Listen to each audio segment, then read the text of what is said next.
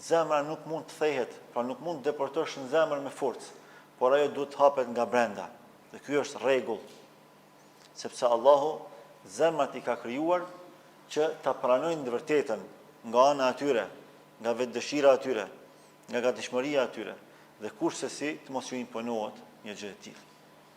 Nga kjo kuptojmë se zemra është qendra e pranimit të së vërtetës. Prandaj edhe Allahu kur flet për atë se kush kupton realisht thot zemra.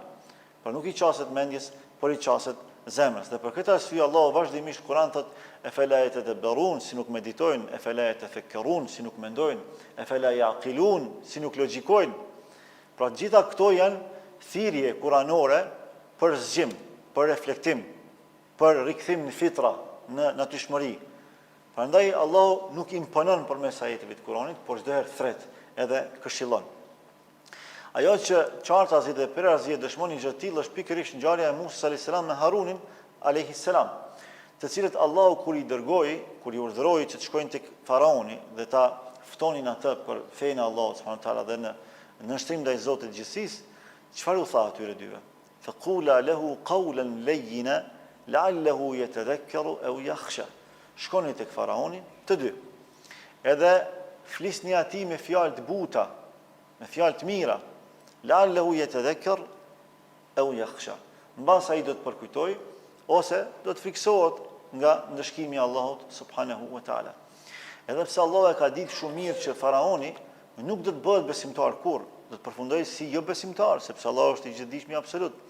Por Allahu dëshiron të përçojë një mesazh tek ne përmes asaj që i ka ndodhur Musës edhe Harunit alayhim salam, se feja e Allahut e ka me dashamirësi, e ka me butësi, e ka me thirrje të ngrohtë, dhe se zemrat nuk mund t'i kontrollojmë ne.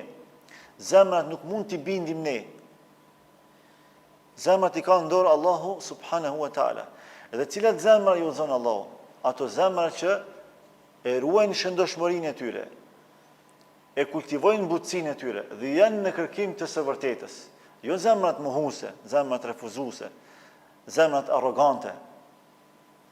Sepse këto zemra kanë krijuar barrikada mes tyre dhe mes të vërtetës së Allahut subhanahu wa taala. Pra, e vërteta është e mjaftueshme, edhe është jashtëzakonisht e qartë, por zemrat e njerëzve nuk janë të gatshme për ta pranuar këtë vërtetë. Sepse në momentin që pranohet e vërteta, ajo ka përgjegjësi, ajo kërkon. Momentin që zemra njeh të vërtetën, ajo e di që duhet përjetoj një lloj ndryshimi të menjëhershëm, sepse e vërteta në çfarë thret? Thret në besim të pastër. Sa është i gatshëm robi në momentin që e sheh të vërtetën, e kupton të vërtetën për me pranuar besimin e pastër.